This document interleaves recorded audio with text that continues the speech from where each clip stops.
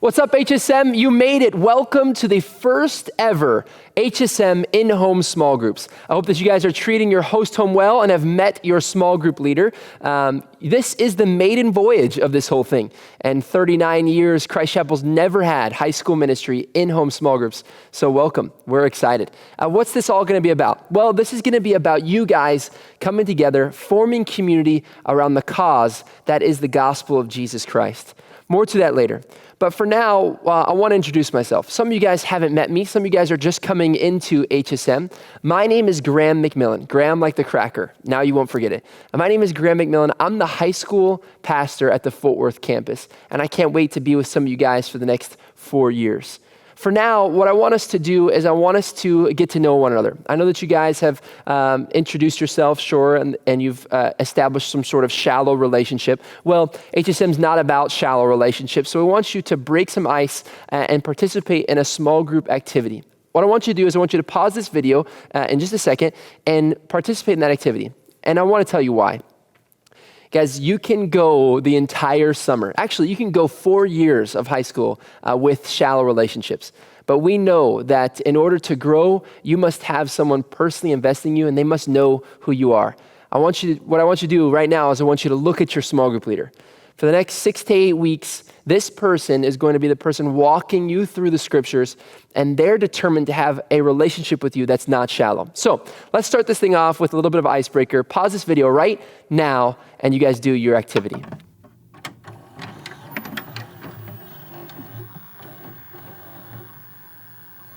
Now that you've done your activity, well done. I am going to take you guys through the text for today. But first, I want to tell you a quick story. In 2011,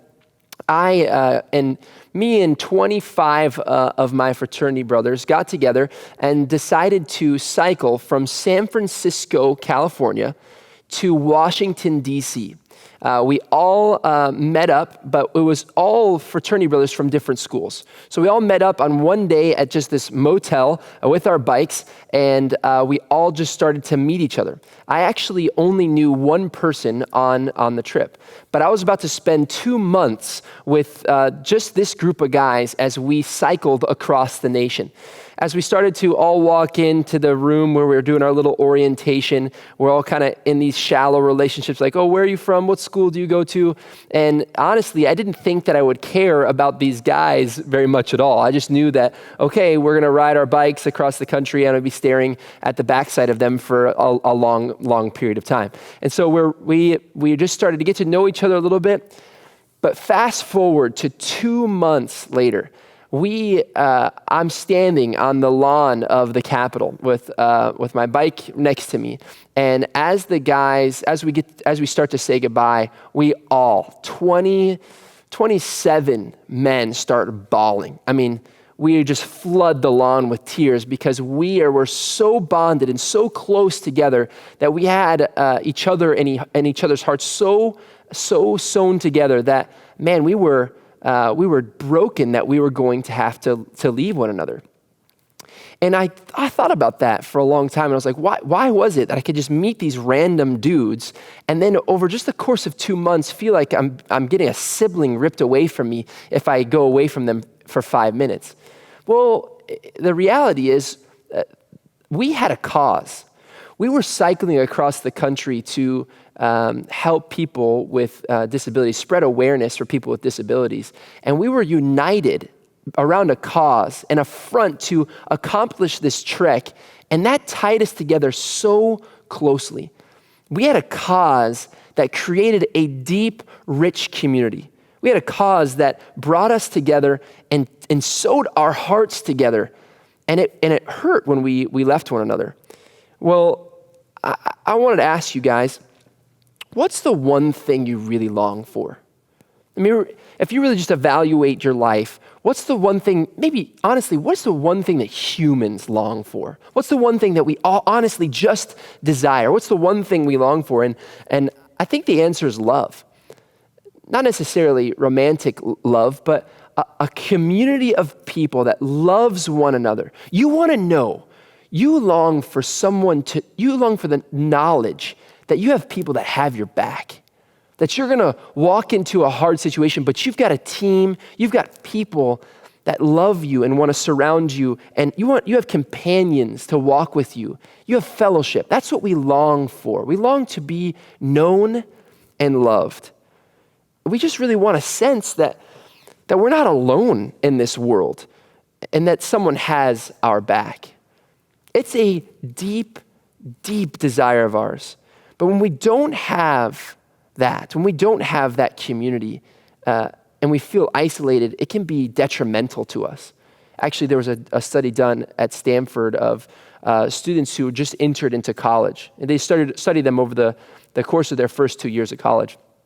And they found out that people who had an incident where they felt isolated or ostracized, or an incident in their first 2 years of college where they felt left out, or someone kicked them out of a group, it dramatically affected their GPA. The rest of their life was hurt because of one instance of someone ostracizing them or hurting them, or them feeling left out. It's amazing what the power of community can do, but what we found here, and what I discovered through my cycling trip, is that if you don't have a cause, then you won't have community. If you don't have a cause, then you won't have community. Let me put it this way for you. How many of you guys feel this deep sense of belonging to your middle school?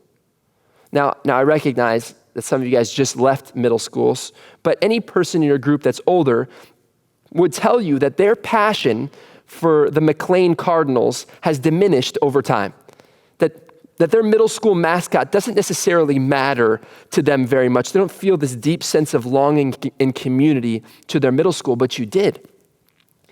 At one point in your life, you did care about your middle school friends because you had a cause. You had a cause that you centered around when it came to your middle school friends, and so you developed community with those people. Now evaluate your friends list. How many of you guys still have deep belonging and community and sewn togetherness with your friends from middle school? It doesn't happen very often. And that's because when you lose the cause, you lose the community. And the big idea tonight, that the only thing that really, you're only going to get one thing. The one thing we want you guys to know tonight, before you leave your small group, before you head out to whatever you have to do tonight, is that you need to understand that a cause creates community. Paul wrote this book called Philippians, and we're going to go through it this summer. It's going to be amazing. We're going to go through every verse, and Paul in this book writes it from a prison in Rome, and he's sitting in prison, but the word that comes up the most in this book, or one of the most frequent words, is the word joy. Why? How could a guy write from prison the word joy over and over and over again and try to teach joy? Well, it's because he understands something that we need to learn. So let's discover and figure out what that is. Let's read it here. I thank God, this is Philippians 1:3. I thank my God in all my remembrance of you, always in every prayer of mine, for you all making my prayer with joy, because of your partnership in the gospel from the first day until now. And I am sure of this, that he who began a good work in you will bring it to completion at the day of Jesus Christ. It is right for me to feel this way about you all, because I hold you in my heart, for you are all partakers with me of grace, both in my imprisonment and in the defense and confirmation of the gospel. For God is my witness, how I yearn for you with all the affection of Christ Jesus. Paul's writing to people who are partakers in the gospel with him, people who are in this community, this deep sense of belonging, this sewn togetherness, and he tells them that the cause that sews them together is the cause of the gospel. It's Jesus. Jesus is the cause that sews them together. Because Paul realizes here, in your life, you don't just want community. That's not the only longing that you have. It's just love. You want a deep sense of purpose. You want to know that your life is making some sort of impact. You want to discover and build and say, this is my contribution to the world. You want to have purpose and impact with your life. Every human does. But if you lose the cause, then you lose community. There is a sense of purpose. There is the deepest sense of purpose when we surround ourselves around the gospel. This summer, we want you to have a deep sense of sewn togetherness. But I'm going to be honest with you. You can find a sewn togetherness that's really shallow anywhere else in the city. You can be a part of football teams, baseball teams, dance, choir. You can find activities out the wazoo to find a shallow sense of sewn togetherness. And it might feel good. But the most fulfilling, deepest type of belonging, the deepest sense of sewn togetherness comes around only one cause, and that is the cause of Jesus Christ. And that's what we're going to do here.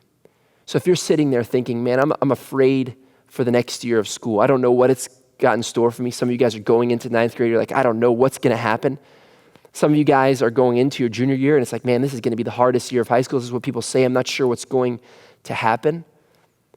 Why don't we sew ourselves together around the only thing that our hearts can be fulfilled with? And that is the cause of the gospel of Jesus Christ. But if you lose that cause, you lose the community.